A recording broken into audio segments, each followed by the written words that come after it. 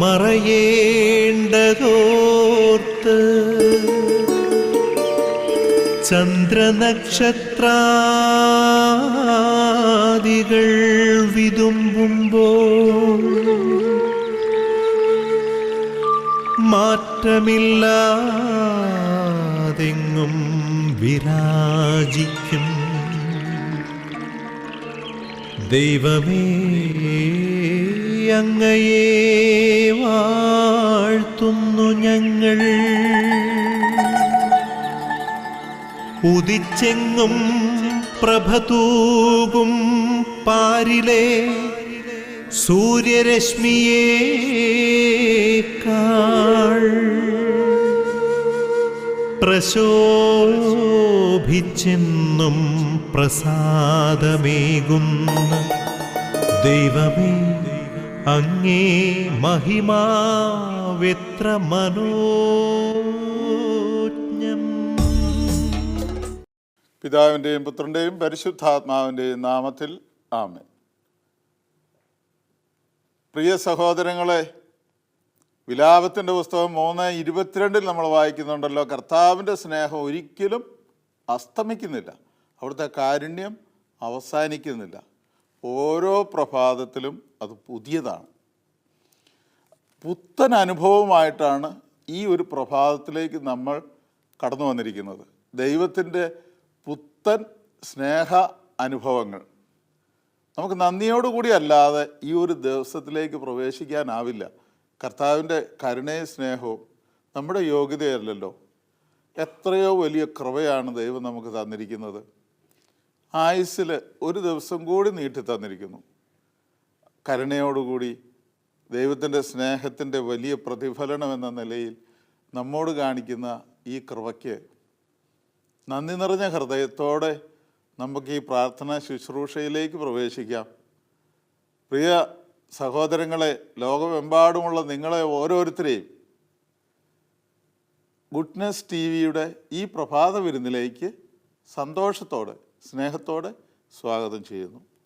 പ്രിയമുള്ളവരെ, ഇന്ന് പരിശുദ്ധ അമ്മയുടെ മാധ്യസ്ഥം യാചിച്ച് പ്രത്യേക നിയോഗം വെച്ച് ലോകം മുഴുവനുമുള്ള എല്ലാ കുഞ്ഞുങ്ങളെയും സമർപ്പിച്ച് നമുക്ക് പ്രാർത്ഥിക്കാം. പ്രത്യേകിച്ച് അനാഥരായിട്ടുള്ള ഉപേക്ഷിക്കപ്പെടുന്ന കുഞ്ഞുങ്ങളെയും. അവരൊക്കെ ദൈവം നമ്മുടെ കയ്യിൽ, ഓരോ അമ്മയുടെ കയ്യിൽ ഏൽപ്പിക്കുന്നതാണ്. ആ കുഞ്ഞിനെ ദൈവത്തിന് വേണ്ടി വളർത്തുന്നതിന് പകരം ക്രിമിനലുകളായി വളർന്നു വരുന്ന അനുഭവങ്ങൾ, ഉപേക്ഷിക്കപ്പെടുന്ന കുഞ്ഞുങ്ങൾ തീരുന്ന സംഭവങ്ങളാണ് ഇന്നുള്ളത്. അതുകൊണ്ട് പ്രത്യേകമായിട്ട് എല്ലാ കുഞ്ഞുങ്ങളെയും നമുക്ക് സമർപ്പിച്ച് പ്രാർത്ഥിക്കാം. പരിശുദ്ധ അമ്മയുടെ മാധ്യസ്ഥ യാചിക്കാം. നന്മ നിറഞ്ഞ മറിയമേ സ്വസ്തി, കർത്താവ് അങ്ങയോടുകൂടെ സ്ത്രീകളിൽ അങ്ങ് അനുഗ്രഹിക്കപ്പെട്ടവളാവുന്നു. അങ്ങയുടെ ഉദരത്തിന് ഫലമായി ഈശോ അനുഗ്രഹിക്കപ്പെട്ടവനാകുന്നു.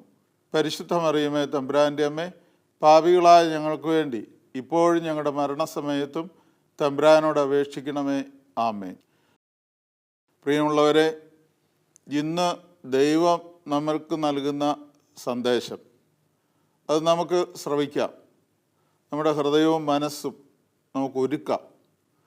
നമ്മളുടെ ഹൃദയത്തിൻ്റെ ഒരുക്കം പോലെ ഇരിക്കും നമ്മൾ വായിച്ച് ധ്യാനിക്കുന്ന വചനം എന്തുമാത്രം നമ്മിൽ വേരൂന്നുന്നു, വളരുന്നു, ഫലം ചൂടുന്നു. അത് നമ്മളെ മാത്രം ആശ്രയിച്ച് നിൽക്കുന്നതാണ്. സ്വീകാര്യമായ ഒരു മനസ്സോടുകൂടി നമുക്ക് നിൽക്കാം. കർത്താവെ അരുളി ചെയ്താലും അങ്ങയുടെ ദാസൻ ശ്രവിക്കുന്നു, അങ്ങയുടെ ദാസി ശ്രവിക്കുന്നു. ഈ മനോഭാവത്തോടു കൂടി നമുക്ക് പ്രാർത്ഥിച്ചുകൊണ്ട് ഈ വചനം ശ്രവിക്കാം. പരിശുദ്ധാത്മാവായ ദൈവമേ, ഞങ്ങളിലേക്ക് എഴുന്നള്ളി വരണമേ. പെന്തക്കോസ്തായിൽ അഗ്നിയായി അപ്പസ്തോലന്മാരുടെ മേലും പരിശുദ്ധ അമ്മയുടെ മേലും ഇറങ്ങി വന്ന അതേ അരൂപി ഞങ്ങളിൽ വന്ന് നിറയണമേ. വചനമനുസരിച്ച് ജീവിക്കുവാനുള്ള ശക്തി ഞങ്ങൾക്ക് ലഭിക്കുവാൻ ഇടവരുത്തണമേ. സ്വീകരിക്കുന്ന വചനം മറ്റുള്ളവർക്ക് പങ്കുവയ്ക്കുവാനുള്ള കൃപയും ഞങ്ങൾക്ക് നൽകണമേ. അതിനുള്ള ധൈര്യം, യേശുവിനെ ലോകം മുഴുവനും സാക്ഷ്യപ്പെടുത്തുവാനുള്ള ശക്തിയും കൃപയും പരിശുദ്ധാത്മാവിന് നൽകുന്നതിലൂടെ ലഭിച്ച അപ്പസ്തോലന്മാരെ പോലെ ഞങ്ങളും ആയിത്തീരുവാൻ ഇടവരുത്തണമേ. പരിശുദ്ധ അമ്മയെ ഞങ്ങൾക്ക് വേണ്ടി പ്രാർത്ഥിക്കണമേ. അമ്മയാണല്ലോ വചനം മാംസം ധരിച്ച് ലോകത്തിന് കൊടുത്തത്. അതിനുള്ള കൃപ ഞങ്ങൾക്കും തരുന്നതിന് വേണ്ടി അമ്മ പ്രത്യേകം പ്രാർത്ഥിക്കണമേ. നിത്യം പിതാവും പുത്രനും പരിശുദ്ധാത്മാവുമായ സർവേശ്വര എന്നേക്കും ആമേൻ. പരിമളത്തിനുറവയാം നറുസൗരഭ്യമാകട്ടെ ഞങ്ങളുമീ മണ്ണിൽ.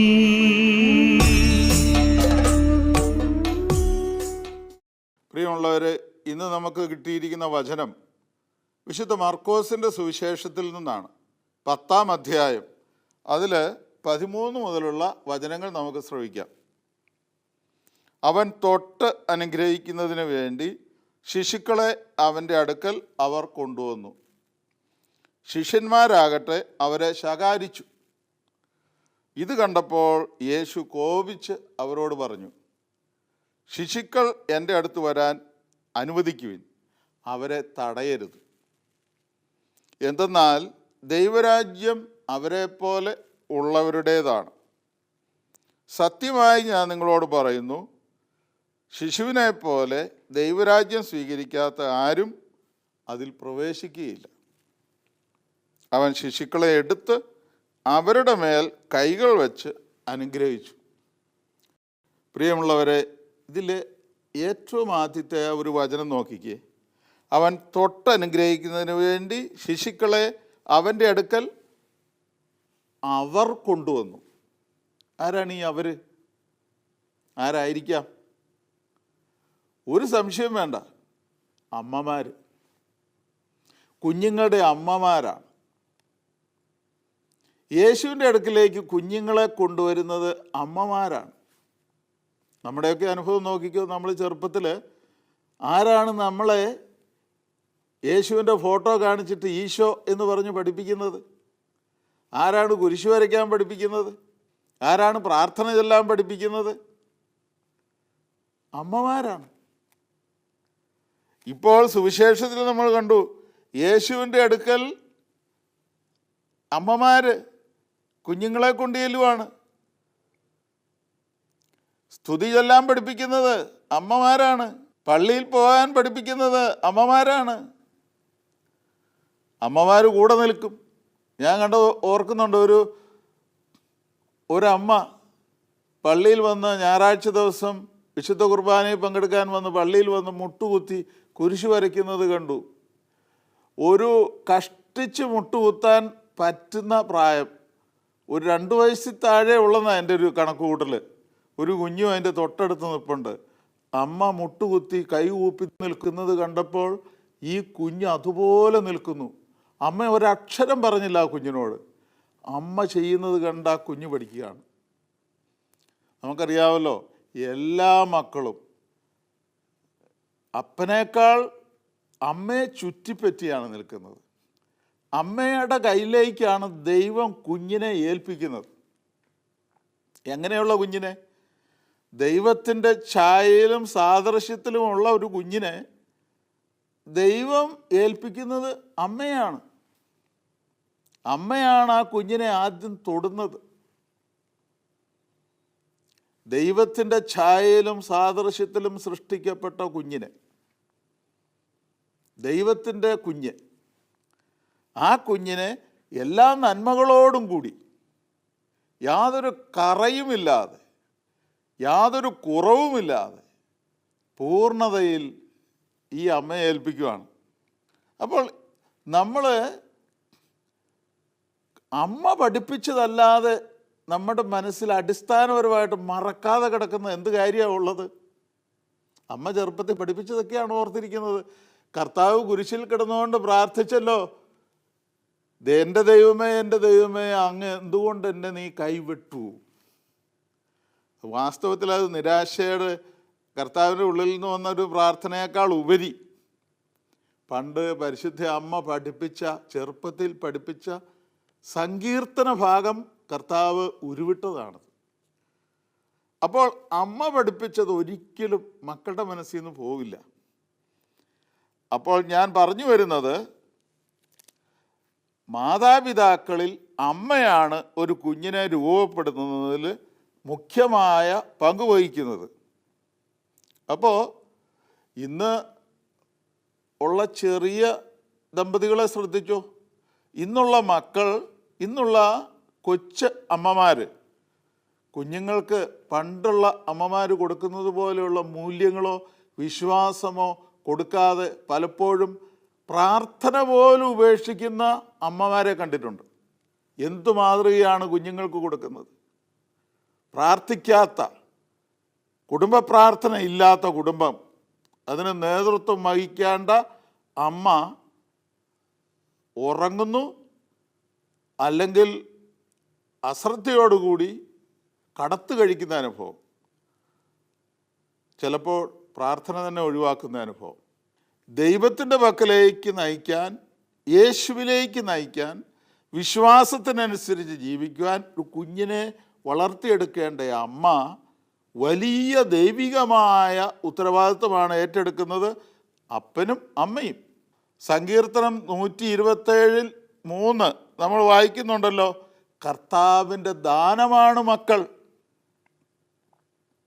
ഉദരഫലം ഒരു സമ്മാനവും. കർത്താവിൻ്റെ ദാനമാണ് മക്കൾ, നമ്മുടെ കഴിവൊന്നുമല്ല. ഓരോ ദമ്പതികളുടെയും കഴിവുകൊണ്ടല്ല മക്കൾ ജനിക്കുന്നത്. ദൈവത്തിൻ്റെ കരുണയാണ്, ദൈവത്തിൻ്റെ അനുഗ്രഹമാണ്. ദൈവിക പദ്ധതിയോട് ചേർന്ന് നിൽക്കുന്ന ദമ്പതികൾക്ക് വർദ്ധിച്ചു പെരുകാനുള്ള വലിയ കൃപ കൊടുക്കുന്നതാണ്. ദൈവത്തിൻ്റെ കരുണയാണ്, ദാനമാണ്, ഉദരഫലം ഒരു സമ്മാനമാണ്. അപ്പോൾ എന്തിനാണ് മക്കളെ ദൈവം കൊടുക്കുന്നത്? ദൈവത്തിനു വേണ്ടി വളർത്താനാണ്. അത് നമ്മൾ മറന്നു പോകരുത്. ദൈവത്തിന് വേണ്ടി വളർത്താൻ ദൈവം മാതാപിതാക്കളെ ഏൽപ്പിക്കുന്നത്, ഞാൻ നേരത്തെ സൂചിപ്പിച്ചതുപോലെ, സ്വന്തം ഛായയിലും സാദൃശ്യത്തിലും ദൈവത്തിൻ്റെ കുഞ്ഞായിട്ട് തന്നെ ദൈവം വളർത്താൻ ഏൽപ്പിക്കുന്നതാണ്. ജീവൻ്റെ ഉടമസ്ഥൻ ദൈവം തന്നെയാണ്. അതുകൊണ്ടാണ് ദൈവം എന്തിനു വേണ്ടി ഭൂമിയിലേക്ക് അയക്കുന്നുവോ അവരെ തിരിച്ചു വിളിക്കാൻ ദൈവം ആഗ്രഹിക്കുന്ന സമയത്ത് തിരിച്ചു വിളിക്കും. ജീവൻ്റെ ഉറവിടം, ജീവൻ്റെ ഉടമ, കുഞ്ഞിൻ്റെ ഉടമസ്ഥൻ ദൈവമാണ്. മാതാപിതാക്കൾ വെറുതെ കാര്യസ്ഥന്മാരെന്ന് മാത്രമേ ഉള്ളൂ. ഒരു ചുമതല കൊടുത്ത് ഈ കുഞ്ഞിനെ ഏൽപ്പിക്കുകയാണ് മാതാപിതാക്കളെ ദൈവത്തിന് വേണ്ടി വളർത്താൻ. നമ്മൾ ഈ പുറപ്പാടിൻ്റെ പുസ്തകം വായിക്കുമ്പോൾ മനസ്സിലാവുമല്ലോ, മോശ രക്ഷിക്കപ്പെട്ടത് എങ്ങനെയാണെന്നറിയാമല്ലോ. കുഞ്ഞായിരിക്കുമ്പോൾ ആ കുഞ്ഞിനെ ഒരു ചെറിയ പേടകത്തിനുള്ളിലാക്കി നൈൽ നദിയിൽ ഒഴുക്കിയത്. കാരണം ഈ കുഞ്ഞിനെ ആരെങ്കിലും എടുത്ത് വളർത്തി രക്ഷപ്പെടട്ടെ എന്ന് കരുതി. നമുക്കറിയാം ചരിത്രം, ഞാൻ മുഴുവൻ അതിലേക്ക് പോകുന്നില്ല. അവിടെ ഈ ഫറവോയുടെ പുത്രി കുളിക്കാൻ നൈൽ നദിയിൽ പരിചാരകർ സഹിതം വരുമ്പോൾ ഈ കുഞ്ഞിനെ കാണുന്നു. കോമളത്വമുള്ള നല്ല കുഞ്ഞിനെ കണ്ടപ്പോൾ നശിച്ചു പോകാൻ അനുവദിക്കാതെ ഈ കുഞ്ഞിനെ എടുക്കുന്നു. പരിചാരകരുടെ അഭിപ്രായത്തോടു കൂടി ആയിടെ പ്രസവിച്ച ഒരമ്മയെ ദൈവം കൃത്യമായിട്ട് കൊണ്ടു കൊടുക്കുക. ഈ മോശയുടെ അമ്മയെ തന്നെയാണ്, അമ്മ ആണെന്ന് അറിയാതെ ഈ ഫറവോയുടെ പുത്രി ഈ അമ്മയെ ഏൽപ്പിക്കുന്നത്. എന്തു പറഞ്ഞാണെന്നറിയാമോ? ഈ കുഞ്ഞിനെ എനിക്ക് വേണ്ടി നീ മുലയൂട്ടി വളർത്തണം. ഇങ്ങനെയാണ് ദൈവം മാതാപിതാക്കന്മാർക്ക് കുഞ്ഞിനെ കൊടുക്കുന്നത്. ഈ കുഞ്ഞിനെ എനിക്ക് വേണ്ടി നിങ്ങൾ വളർത്തണം.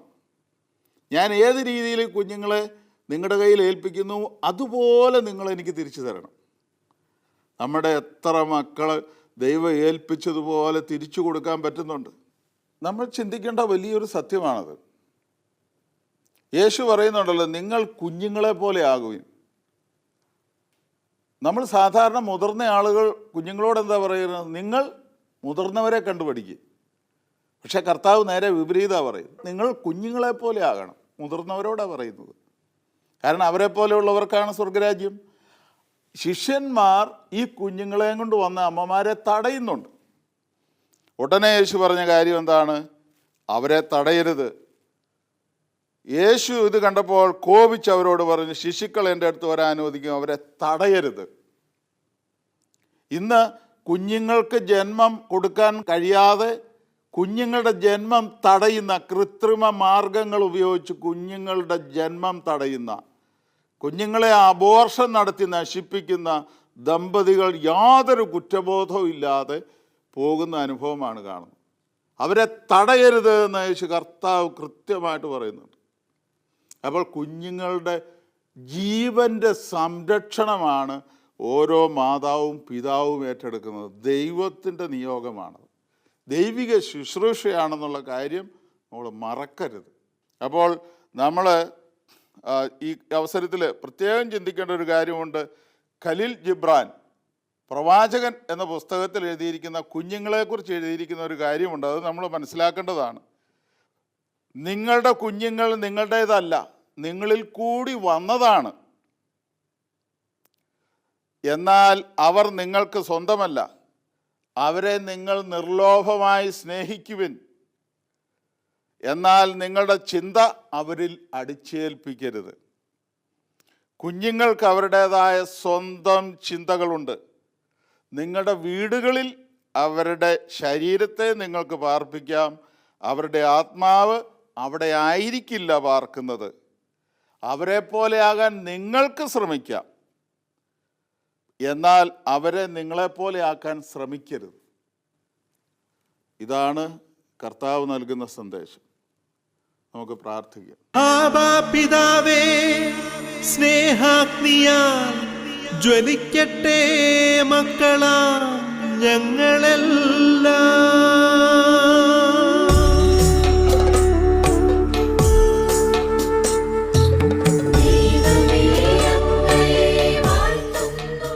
പിതാവായ ദൈവമേ, അവിടുത്തെ പുത്രനിലൂടെ ഞങ്ങൾക്ക് നൽകിയ വചനത്തെ പ്രതി ഞങ്ങൾ നന്ദി പറയുന്നു.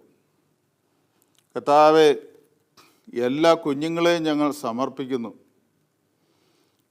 ദൈവമേ, അവിടുന്ന് ദൈവത്തിൻ്റെ മക്കളായി വളർത്താൻ ഏൽപ്പിക്കുന്ന മാതാപിതാക്കളെ എല്ലാവരെയും സമർപ്പിക്കുന്നു.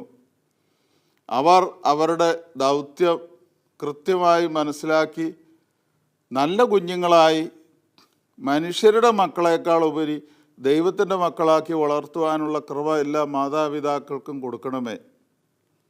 കർത്താവേ, ആ കുഞ്ഞുങ്ങൾ വഴിതെറ്റിപ്പോകാതെ നാരകീയ ശക്തികളിലൂടെ പ്രവർത്തിക്കുന്ന വ്യക്തികളുടെ ദുർമാതൃക വഴി വഴിതെറ്റി നശിച്ചു പോകാൻ ഒരു കുഞ്ഞിനെ അനുവദിക്കരുതേ കർത്താവേ. എല്ലാ കുഞ്ഞുങ്ങളെയും സമർപ്പിക്കുന്നു. കർത്താവേ, അവിടുത്തെ നിരന്തരമായ സാന്നിധ്യം എല്ലാ കുടുംബങ്ങളിലും ഉണ്ടാകണമേ. അവിടുത്തെ വചനമനുസരിച്ച് കുഞ്ഞുങ്ങളെ വളർത്തിയെടുക്കുവാനുള്ള കൃപ മാതാപിതാക്കൾക്കും, കുഞ്ഞുങ്ങൾ അങ്ങയെപ്പോലെ ജ്ഞാനത്തിലും പ്രായത്തിലും വിശുദ്ധിയിലും ദൈവമേ അവിടുത്തെയും മനുഷ്യരുടെയും പ്രീതിയിൽ വളർന്നു വരുവാനും നല്ലവരും വലിയവരുമായി തീരുവാനും കുഞ്ഞുങ്ങളെ അനുഗ്രഹിക്കണമേ. ഈ പ്രാർത്ഥന പരിശുദ്ധ അമ്മ വഴി ഞങ്ങൾ സമർപ്പിക്കുമ്പോൾ ഞങ്ങളുടെ കാവൽ മാലാഖമാരുടെ സംരക്ഷണത്തിന് ഞങ്ങളെ ഓരോരുത്തരെയും, പ്രത്യേകിച്ച് കുഞ്ഞുങ്ങളെയും സമർപ്പിക്കുന്നു. ഞങ്ങളുടെ പേരിന് കാരണക്കാരായ വിശുദ്ധാത്മാക്കളെ, സകല വിശുദ്ധരെ, ഇടവക മധ്യസ്ഥരായ വിശുദ്ധാത്മാക്കളെ ഞങ്ങൾക്ക് വേണ്ടി പ്രത്യേകം പ്രാർത്ഥിക്കണമേ. പരിശുദ്ധ അമ്മ വഴി ഞങ്ങൾ സമർപ്പിക്കുന്ന ഈ പ്രാർത്ഥന കേൾക്കണമേ പിതാവേ. നിത്യം പിതാവും പുത്രനും പരിശുദ്ധാത്മാവുമായ സർവേശ്വര എന്നേക്കും ആമേൻ.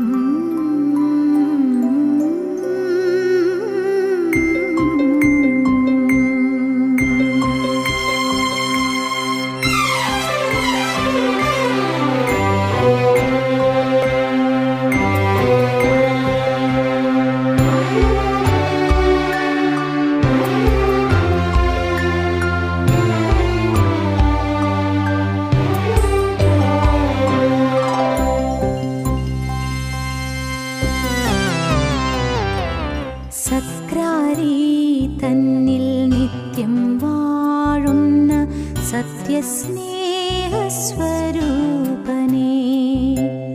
സത്കാരി തന്നിൽ നിത്യം വാഴുന്ന സത്യസ്നേഹസ്വരൂപനേ.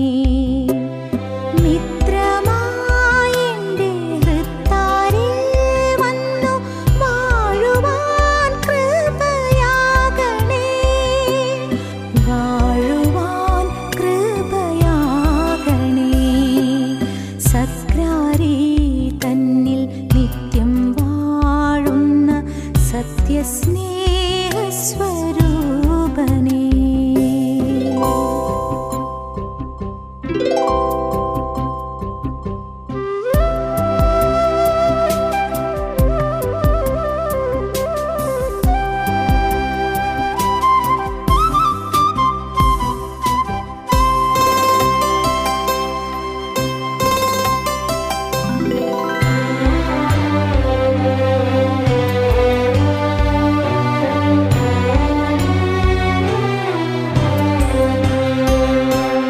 നിന്റെ സ്നേഹപ്രശോഭ തൂകുന്ന നാളമെന്നിൽ തെളിക്കണേ.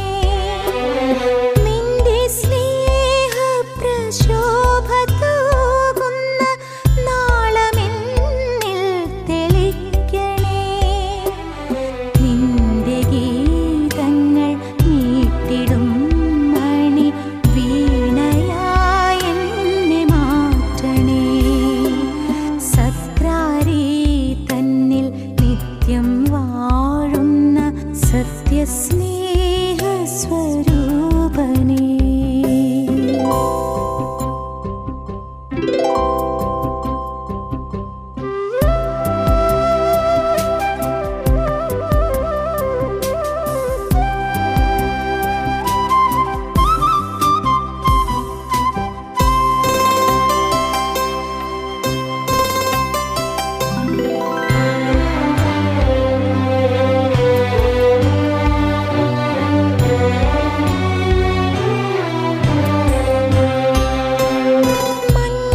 മഞ്ഞുപോലെന്റെ മാനസം മൃദുവെണ്മയായി നീ മാറ്റണേ.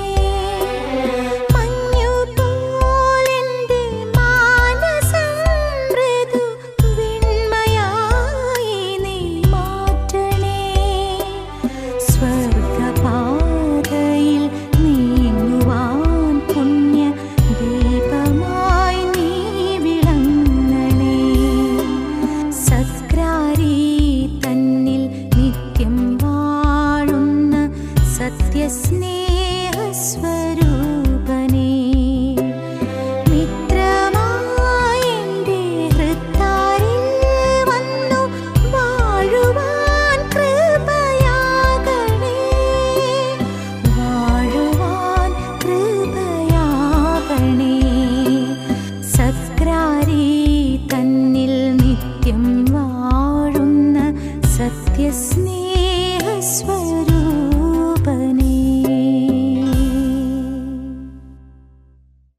പ്രിയ സഹോദരങ്ങളെ, നമ്മൾ വീടിൻ്റെ ഉമ്മറത്ത് എഴുതി വെക്കാറുണ്ടല്ലോ, peace to all who enter here. ഇവിടെ പ്രവേശിക്കുന്ന എല്ലാവർക്കും സമാധാനം. എഴുതി വെച്ചത് കൊണ്ടായില്ല കേട്ടോ. നമ്മുടെ കർത്താവ് യഥാർത്ഥ സമാധാനം, കർത്താവ് നൽകുന്ന സമാധാനം ഉൾക്കൊള്ളാൻ അതിന് നമുക്ക് കഴിയണം. കർത്താവിനോട് ചേർന്ന് നിന്നാൽ അത് നമുക്ക് കിട്ടും. ആ സമാധാനം നമുക്ക് സ്വീകരിക്കാം. നമ്മുടെ കർത്താവ് ഈശോ മിശിഹായുടെ കൃപയും പിതാവായ ദൈവത്തിൻ്റെ സ്നേഹവും പരിശുദ്ധാത്മാവിൻ്റെ സഹവാസവും നാം എല്ലാവരോടും കൂടെ ഉണ്ടായിരിക്കട്ടെ, ഇപ്പോഴും എപ്പോഴും എന്നേക്കും. ആമേൻ. പ്രിയമുള്ളവരെ, ഈ ഒരു പ്രാർത്ഥനാ ശുശ്രൂഷ പരിശുദ്ധ അമ്മയുടെ നാമത്തിൽ സമർപ്പിക്കുമ്പോൾ അതിൻ്റെ അവസാനം ഒരു കാര്യം കൂടി പറഞ്ഞ് അവസാനിപ്പിക്കുകയാണ്. നമ്മൾ പരിശുദ്ധ അമ്മയുടെ മാധ്യസ്ഥ യാചിച്ച് മരിയൻ കൂടാരങ്ങളിൽ ജപമാലകളും പ്രാർത്ഥനകളും ഉയരുമ്പോൾ അവയോട് ചേർത്ത് നമ്മുടേതായ ഒരു ജപമാല ചൊല്ലി ഞാൻ മുമ്പ് സൂചിപ്പിച്ചതുപോലെ എല്ലാ കുഞ്ഞുങ്ങൾക്കും വേണ്ടി, ഒപ്പം ഡിവൈൻ ശുശ്രൂഷകളുടെ വിജയത്തിന് വേണ്ടിയും അതുപോലെ ഗുഡ്നസ് TV-യുടെ വിജയത്തിന് വേണ്ടിയും പ്രാർത്ഥിക്കണമേ. ഈ ഒരു ദിവസം നിങ്ങൾക്ക് ദൈവാനുഗ്രഹപ്രദമായി തീരട്ടെ എന്ന് ആശംസിക്കുന്നു. ദൈവം നിങ്ങളെ അനുഗ്രഹിക്കട്ടെ.